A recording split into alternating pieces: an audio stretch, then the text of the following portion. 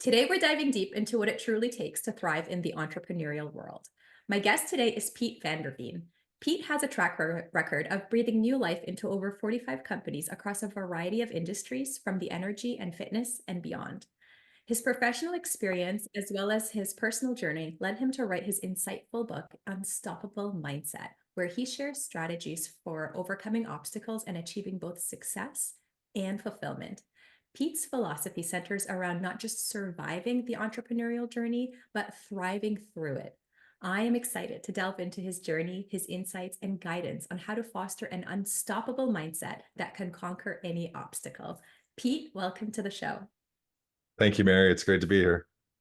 I'm glad to have you. So, Pete, I am super curious about your own personal journey, and what really inspired you to write this book.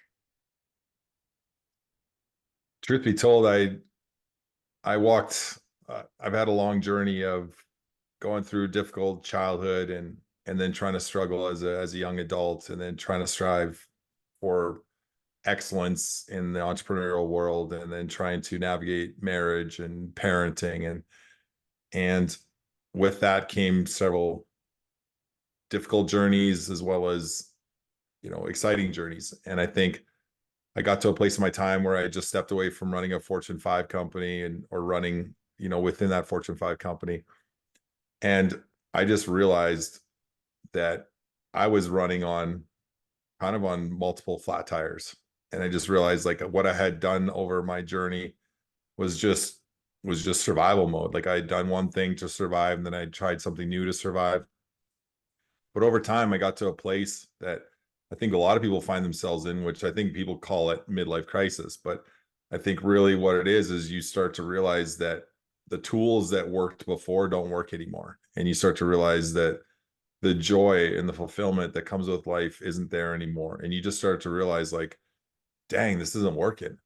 And I think for me, it kind of led me through a new journey where I started to understand I had to go back. I had to go back and I had to heal, I had to grow, I had to change, I had to adapt and overcome some of the limited mindsets I had, and I had to own up to some of my flaws and my you know inefficiencies, and I had to become better as a person. I had to become better as a father, as a husband, as a leader.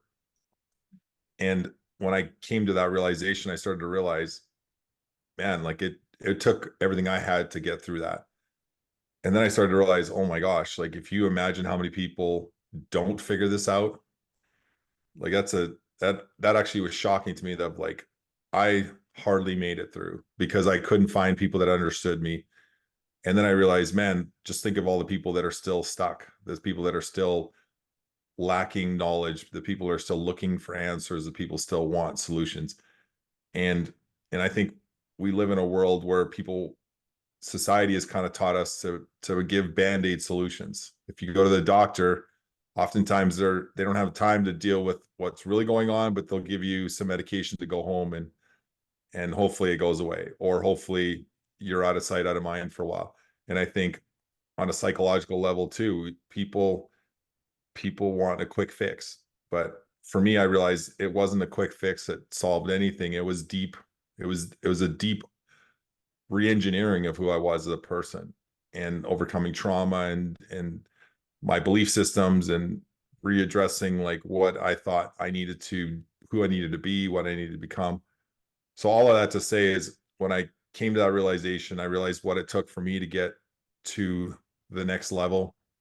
And I realized how many people were stuck without that type of resource or that type of knowledge. I just felt I had to put it to paper. I had to put pen to paper, and I had to give someone else a tool, basically a roadmap of like, this is what you can do. And I promise you, I can promise you from my journey, I can promise you from what I had to do.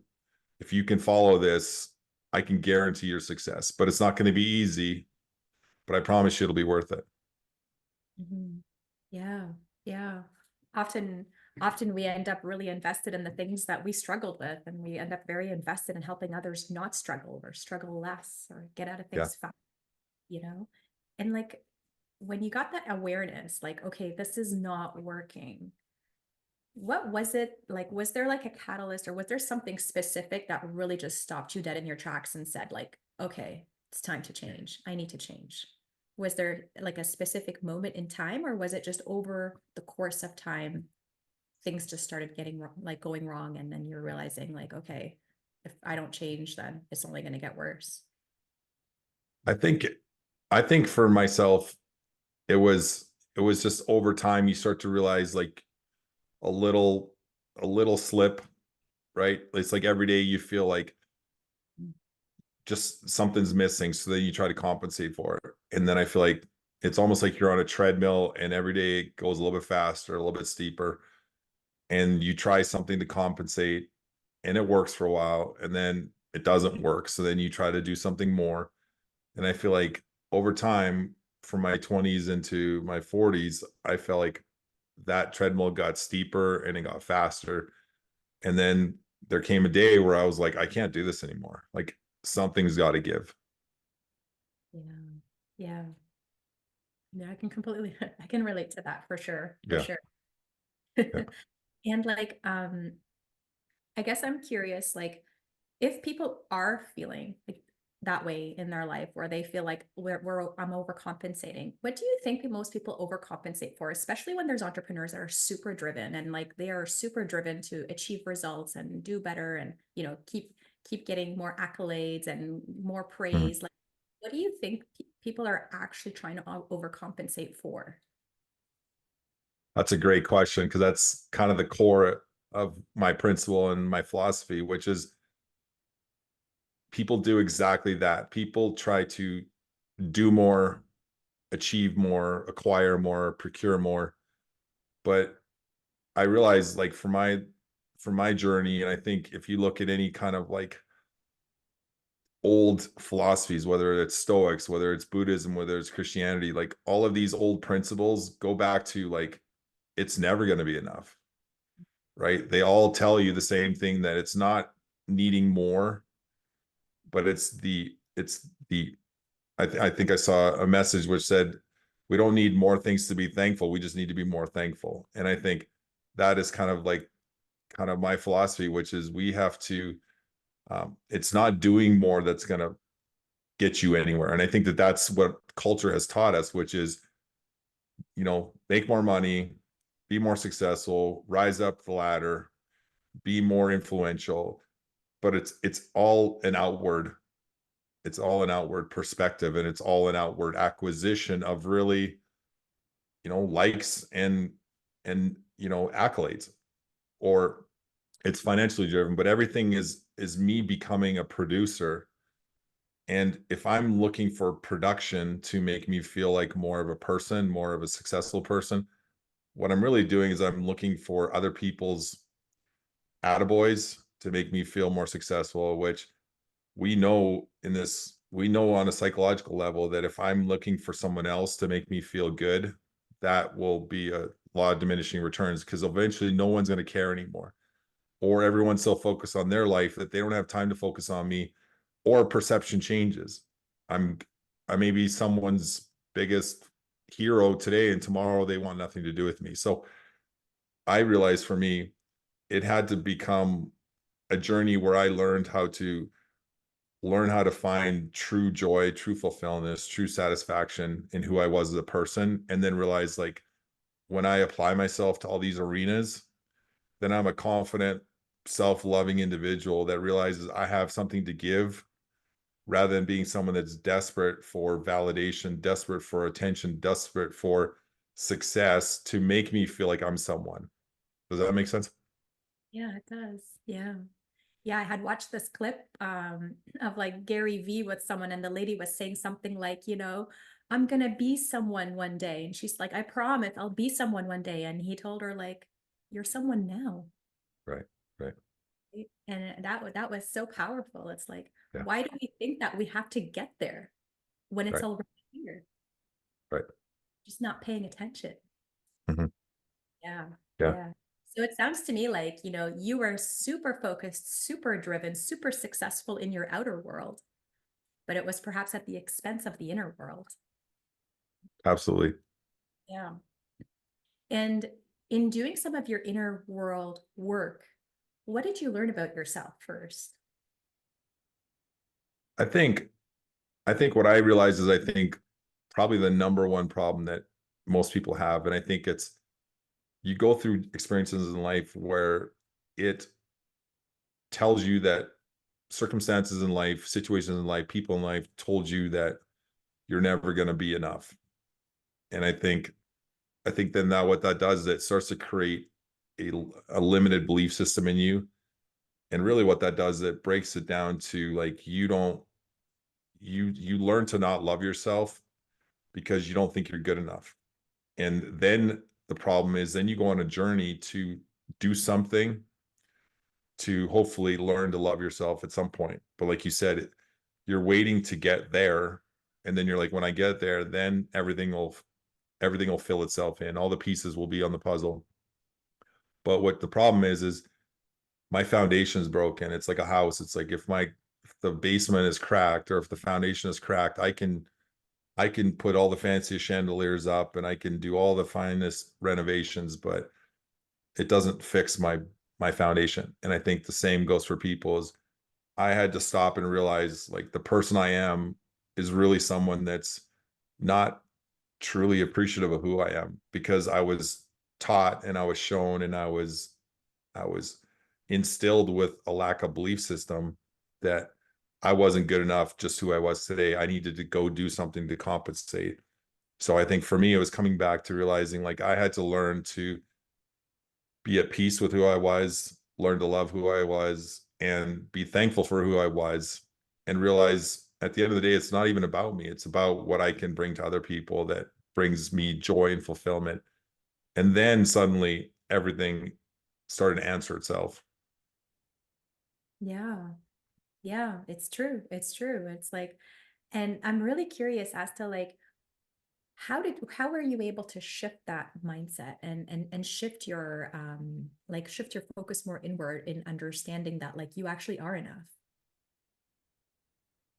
That's the hard part because if what when I coach people and when I work with companies, what I'm trying to help people see is that what they see is not what it is, right? If most people are stuck in this belief system where I need to go do more, or if I get this, or if I have a championship, then I'm gonna get to like the promised land. But what people don't see is that behind the need for success is a need for validation. And the need for validation always boils down to a need to feel loved. And I have to feel loved, but I can't rely on other people to love me to learn to love myself. So I think for me, it was a realization that I was like, oh, like I just realized that all these wires are cut. Like they're not connected. So then it's like all this outward success means nothing because I don't have inward success. And I think that was for me was realizing, looking back suddenly and be like, the aha moment was like, oh, no wonder. Like it all makes sense now because no matter what I do, it doesn't mean anything to me because I really don't love who I am as a person. And if I don't love who I am as a person, then I'm always going to be desperate for the next thing. So I had to, and then I also had to look back to find out why did that happen? How did I get to a place where I didn't love myself? And I think most people can go back to prior times in life, especially when you were a kid, those formative years, where situations happen with your parents, your family, financial stress, relational trauma, you know, dependency on alcohol and drugs, like all these types of things that we encounter actually cause tremendous damage. And as a kid, when those things show up, you don't blame the people that were the cause of it, you blame yourself. And for most people, you grow up and you're like, ah, that's out of sight, out of mind. I'm grown up, I'm an adult, it's not a problem anymore. But what I'm confident on is that those formative years formalize how you see the world. And if you grow up being like, I'm a failure and look what happened when I was a kid and the problems I encountered when I was a kid, let's just say for argument's sake, mom and dad got divorced. Well, a lot of kids, most people don't realize it, but those kids will blame themselves being like, did I do something wrong? Like, am I to blame? And then that kid might take it to the next level, which is like, I am to blame. I'm a screw up. Otherwise, this wouldn't have happened. Well, now that becomes the lens that they look through for the rest of their life. Whether they're 40 or 80 years old, they still have that lens because it's hardwired into their DNA that this is how I see the world. So no matter what, you're still looking through that lens. And no matter what you encounter, you're looking through that belief system. So for me, I had to change that belief system so that I could see things for what they were, not for what my skewed perception made them look like. Mhm. Yeah, yeah, it's very true. It's very true. And that's the hardest part, right? Like it's our subconscious programming that we don't Mhm. even realize that we've got a lens and we don't even know it even exists, Right, right? And we are constantly trying to validate our view of the world just because right, we need to feel like, everything is as how we think it should be. And sometimes it's a right. total skewed version of reality. Yeah. Um, and so like if like in understanding that and understanding yourself better and understanding your childhood, did you ever look into like, okay, well, maybe my values are not aligned with what it is that I'm doing? Like, did you ever go into some of the inner work in terms of looking at your values and beliefs and your intentions and how they're aligning with your life's path and the work that you were doing? Yeah, I'd say I think that's the key piece right there. Because when I didn't believe in myself, I was looking for something external to help finally connect the dots.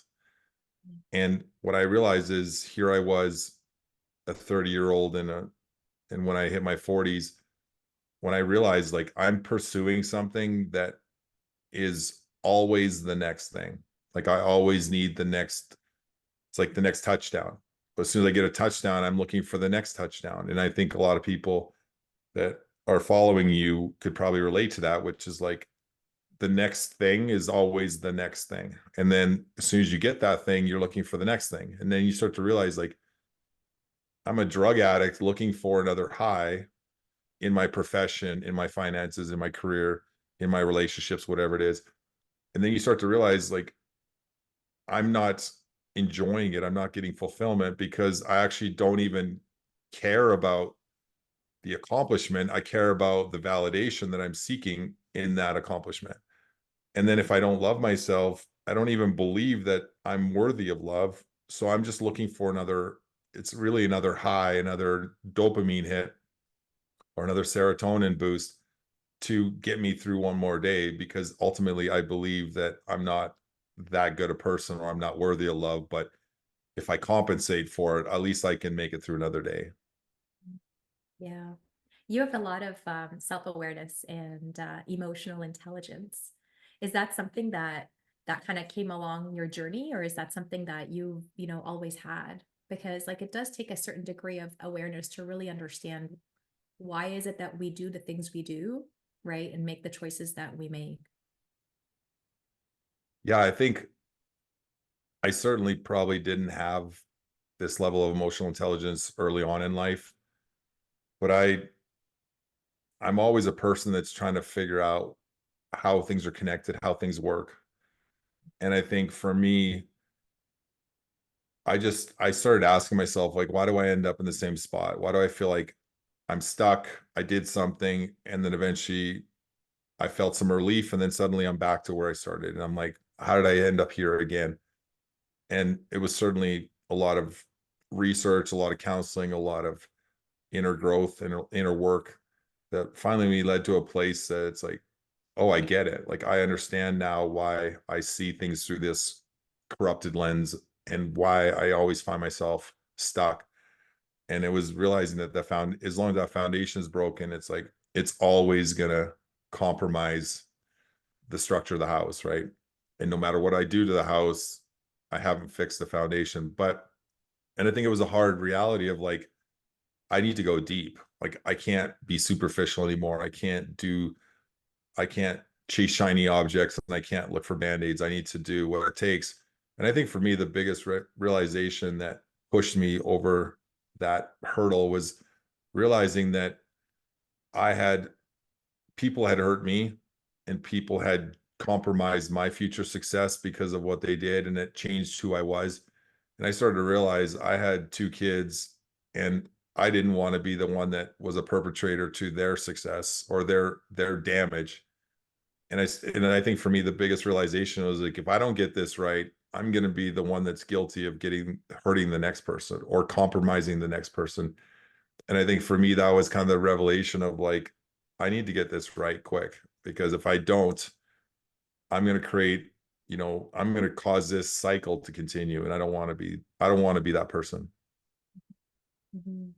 Yeah. Yeah, that's huge. That's a huge realization. And in your journey to like trying to find that, that peace, that fulfillment, what led you to discovering a way to get to peace? Because I think a lot of entrepreneurs, like they are on the go, they're driven, they're doing, and like it's easier to do, it's harder to be, right? Mhm. But you can't find a way to just be. You don't find peace, right? Right, Mind is always busy. It's always thinking about the next thing and the next thing, and it's never enough. And sometimes you're doing just for the sake of doing, right? Like you said, right. you get the accolades, you get the success, and you think nothing of it, right? You just continue Mhm. on to the next thing. Right, yeah. So how can entrepreneurs and people really help find a way that gets them more into the being of living and finding more peace in their lives? I think I think it's kind of like there's 2 sides to the coin, or like a double-edged sword, but, like, as an entrepreneur, typically you're the person that's hardwired to just go, go, go.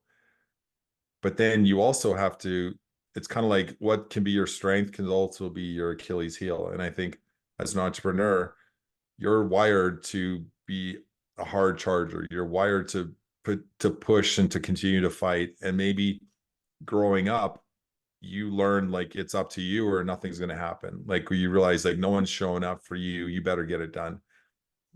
But then I think you have to be honest with yourself, which is, like, at what point do you stop running at in the red line zone? Like, if you drive your vehicle to the grocery store, you don't keep it in first gear and 8,000 RPM, because eventually the engine's gonna blow.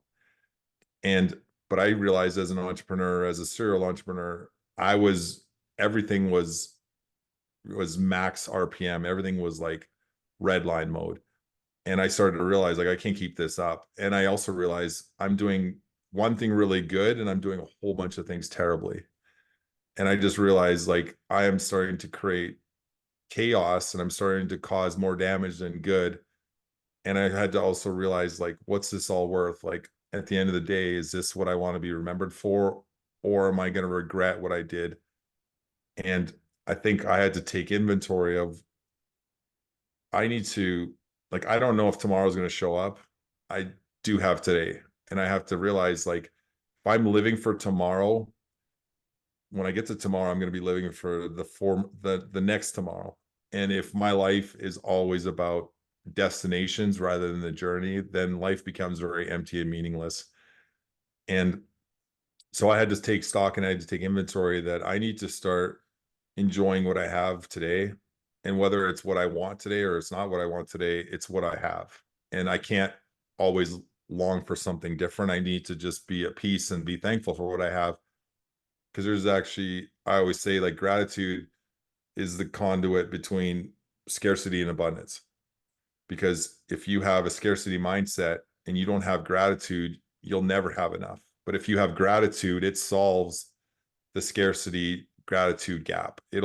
You can find yourself in the worst situation and see it in a positive light and see that it's happening for you, not to you. And suddenly, like, the journey becomes enjoyable. And that's what I think I had to realize is no matter how hard I want to build the next company or lead big teams or make amazing things happen, I had to enjoy today. And if I don't enjoy today, then it's all worthless. And I think for me, it was just coming to a place where it's like, I don't know if I have, you know, I'm a young guy, but it's like I could get hit by a car tomorrow. And then is my legacy going to be that I just ran around like a chicken with my head cut off? Or did I actually celebrate every day for the beauty that it was? Yeah.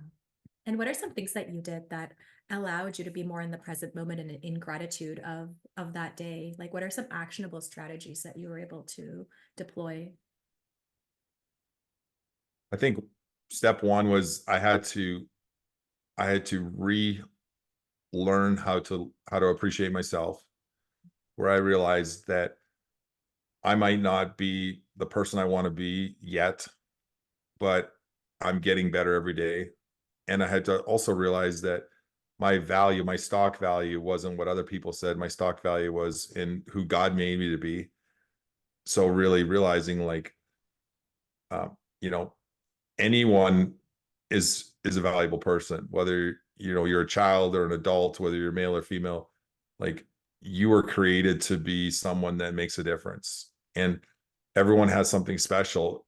So just first coming to terms with like I'm a person that I need to love myself. I need to heal that foundation so that I can start to go do things. Just like an athlete, if an athlete has an injury, well, they're never going to get on the field. And when they do get on the field, they're going to limp around and be ineffective. And I feel like as long as that foundation was broken, I was ineffective. And I think a lot of entrepreneurs, as long as that foundation is broken, you may work 90-hour weeks and you may hustle till, you're wore out, but ultimately you're ineffective. So for me, it was really learning how to appreciate who I was and to be at peace with the present moment, right? Like the Stoics say, it's like learning how to be thankful for what I have, because that's all I can do. All I can do is control myself. So if I'm thankful for what I have, doesn't mean I diminish what I want to achieve, but it just means that today I just need to be thankful that I have a roof over my head, I have food, I'm healthy, I have the energy, I have great family, and I need to celebrate and enjoy that.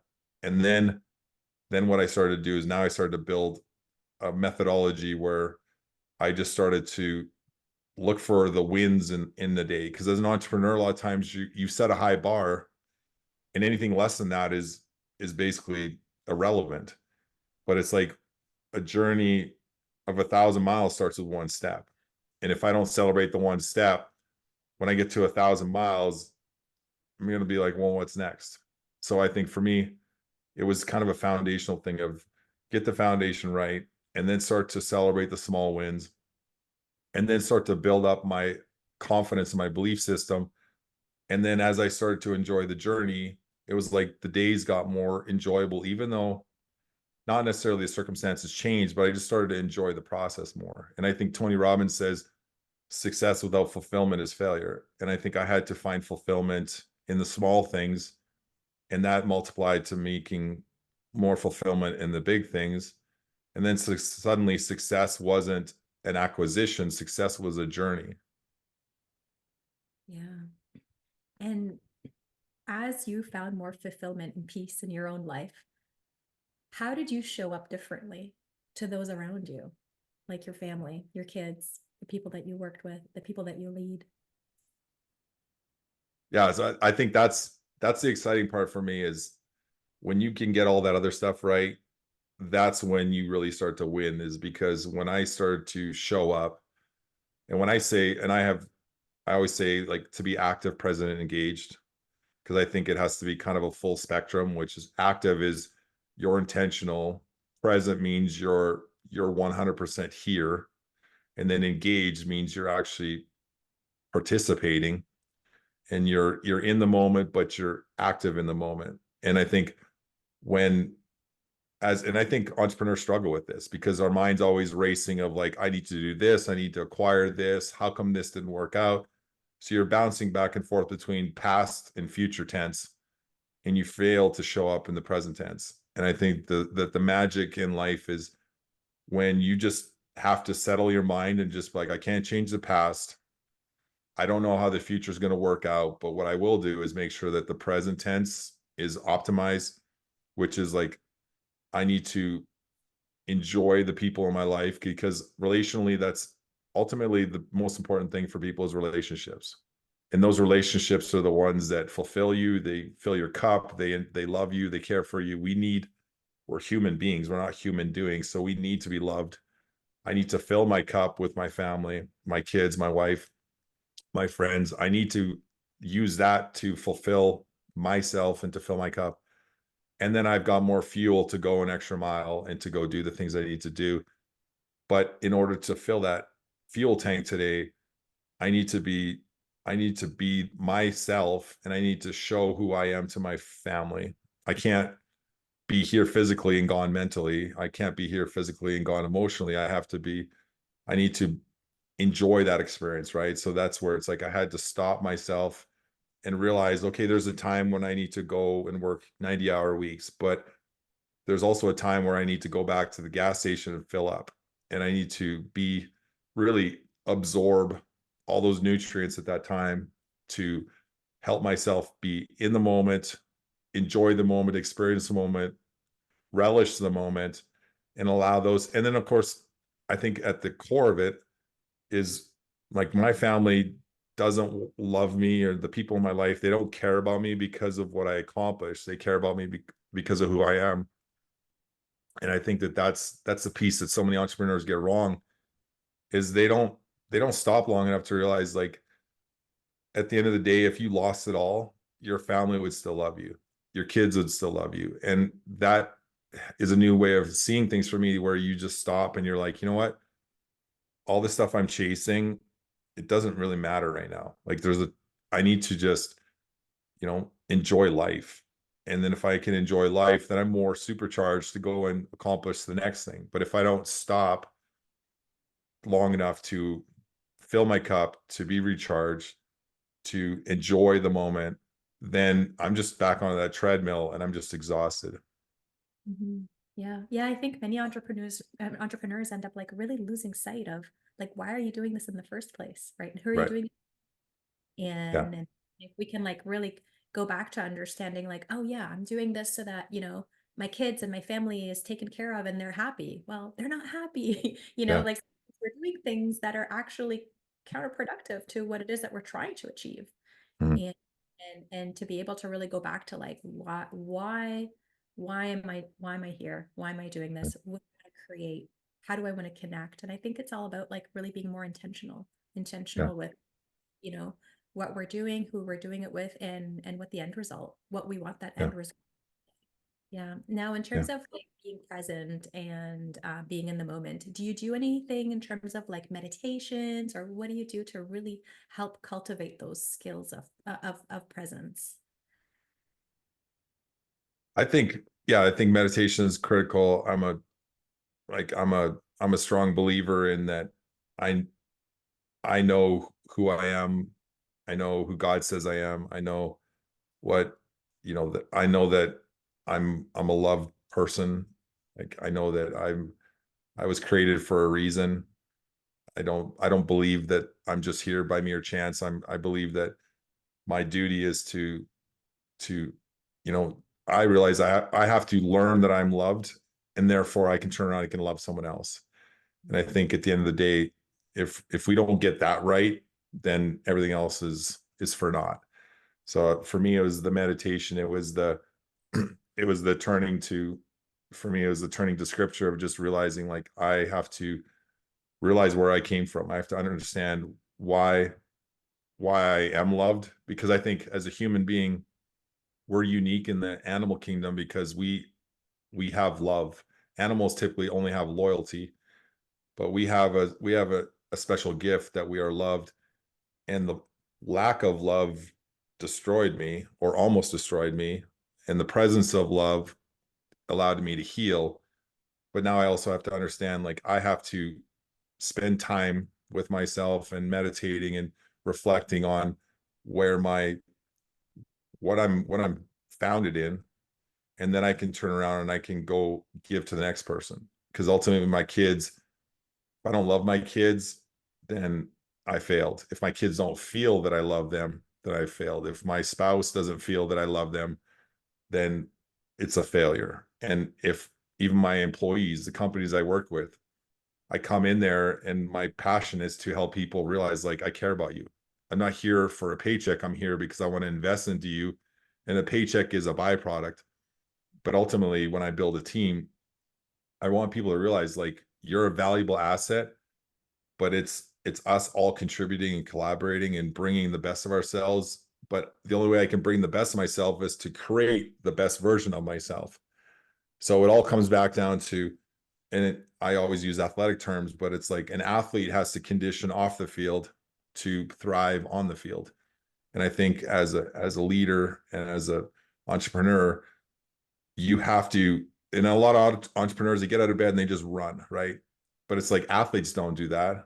They get out of bed, they condition, they eat right, they sleep right, they do mindset training, they meditate, they find ways to create the best version of themselves, and then they can go win a championship, win a Super Bowl, win a Stanley Cup.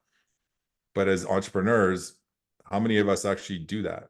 Whereas we think, get out of bed, pick up the phone, go to work, run like crazy for 12 hours, then come home, collapse, and do it all over again. So for me, meditation and just being investing into myself allows me to be a better version of myself. Yeah.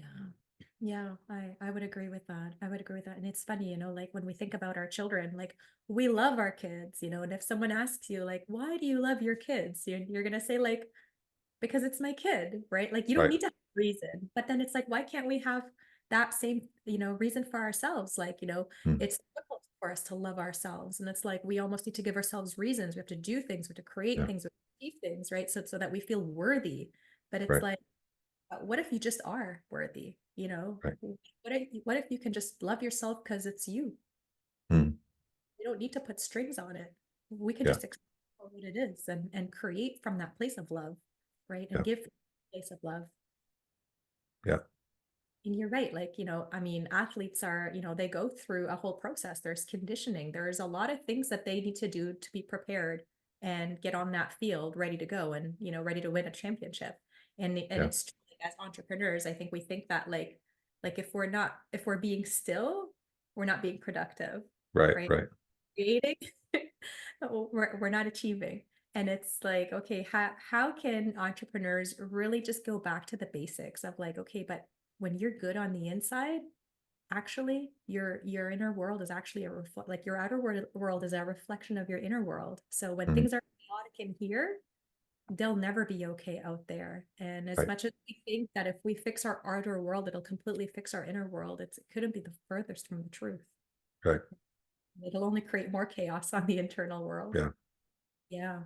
So if people are able, like if you're able to give advice to entrepreneurs who are really dedicated to like creating more alignment, right? Where their inner world is matching their outer world and their outer world is matching their inner world and they're not competing against one another.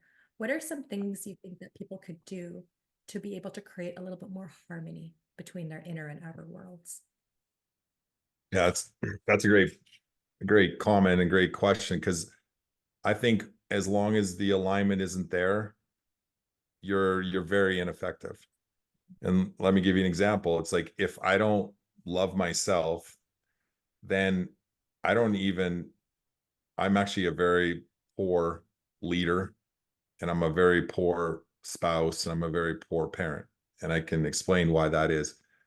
If if I have no money in my wallet and you ask me for lunch, I can't buy anything because I have nothing to give.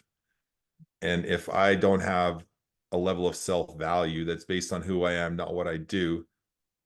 So if everything's based on what I do, everything's contingent, right? But if I have a belief system that knows that I love myself because I invest into myself and I take care of myself.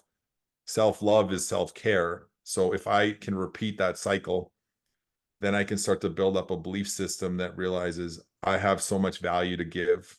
Not that I need to achieve this, but I'm going to give this and invest into this, and there's going to be a return on investment. But as an entrepreneur, if I have and disalignment or a misalignment between my values, where I'm actually seeking success, but I'm not connected to my inner side. And I think Simon Sinek says it beautifully, the golden circle, right? The why needs to be the first thing, and then the what, and then the how. And I think most entrepreneurs, they don't focus on the why. And the why needs to become an emotional, relational experience of like, why do I do what I do? Because if I'm in alignment, then the what will show up and the how will answer itself. But if I don't care about myself and I'm just looking for success, then it's like, what success am I looking for? Because I don't even have a correlation there. So I think for an entrepreneur, the most successful entrepreneurs will be the ones that actually enjoy the journey, that they've got a correlation between the why and the what, but their focus is the why, because the why will answer everything. And then if I realize, like, my passion is to build multiple companies. I've like you said, I've scaled over 45 companies. I've founded over 10 companies. But ultimately, my goal is not financial success. My goal is to find fulfillment and make a difference and empower people and then create change and create output. And of course, the output will be financial. I don't want to work until I'm 90 years old, but I want to enjoy the journey. And I realize if I can empower people, I can empower companies. And if I can empower companies, I can make a difference in the community. I can make a difference into their lives, their families. We can change everything, but my focus is not the output. My focus is the input. So I think for entrepreneurs, you have to understand what gives you passion, and you have to understand who you are to understand what gives you passion. And then you start with the why, then you go to the what, then you go to the how. Mhm. Yeah, yeah, absolutely. I think the why is so important because it's like once you figure out your why, everything just starts to make a lot more sense, right? Right. Like why you do what you do, why you think the way you do. It's like eventually it's all because it's going to lead you back to why do you do everything in the first place. But I think a Right. lot of entrepreneurs, like they don't always go down the route of trying to figure out their why, right? Because they're so focused on their what they're doing or their how Yeah. they're doing it, but they're not really tying it all back together to like why are we doing this? What are some of our intrinsic motivations for why we're doing these things in the first place? Mhm. Yeah. Yeah. Yeah, no, that's good. I would really do like Simon Sinek's work. He has some really good things out there that I think help many people think a little Right. bit beyond what it is that they're doing and try to understand how what they're doing actually connects back to who they are and how they're showing Yeah. up in their yeah. No, that's great. That's great. And like in terms of your book, The Unstoppable Mindset, can you share, a story or something from the book that you feel like you'd like to share that would be really profound for entrepreneurs, really now starting to get onto that path of really understanding themselves and their inner world and trying to live and lead a better life? Oof. I have to think for a moment on There's which one lots. I can use. I think the most powerful story in there is the one I try to tell of my life, which I was I was running one of the biggest companies in the world, and I was like, I'm 6'6". I was uh, kind of not a bodybuilder, but I was in great shape. I had a beautiful wife, beautiful family, big house, and and I got to a place where I was like, I'm not even happy. Like, my wife tells me she loves me, and I don't believe it. My kids, my kids love me, and yet I hate myself, right? And I started, like, when you're in that situation, which I think a lot of entrepreneurs find themselves in, you start realizing, like, I'm in quicksand and I can't keep this up. And then I think a lot of them, that's the midlife crisis thing, is, oh, someone goes and buys a Corvette. Well, that is the furthest thing from solving the equation. And I think for me, the thing that I try to help other people is, it's not the next company, it's not the next job, it's not the next, you know, exit, or the next, stock option. It's not the next thing that will make everything finally work itself out. It's because I have some people that are like, well, if I switch jobs, will that solve my problems? And I'm like, no. And they're like, oh, is it the relational problem I have? And if I get a new girlfriend, or if I find a new spouse, will that solve it? And it's like, no. Or it's like, if I make more money, if I sell my real estate and then I get some money in the bank, will that solve it? And it's like, no. It's like, what will solve it is you learning to enjoy today. And then if you enjoy today, when you do reap the rewards of your efforts, you're going to actually really enjoy it. But if you don't enjoy today, when those rewards come in, they're going to be, in hindsight, 5 minutes later, because you're going to be on to the next, you're going to need the next thing, right? It's just like drug addicts they don't enjoy the high, they need more high. And I think entrepreneurs, we don't enjoy the success because we don't even have an understanding of what success is, because it's always more. And I think for me, when I stopped, and life had ways of teaching me through the hard, like it taught me the hard way, not the easy way. I didn't wake up one day and have all this revelation, but I actually had success get stripped away from me multiple times. And then I had to ask myself, am I still enjoying this journey, or do I hate it? And I think naturally, on a human level, we want to hate it. We want to be angry or resentful and then strive for the next thing.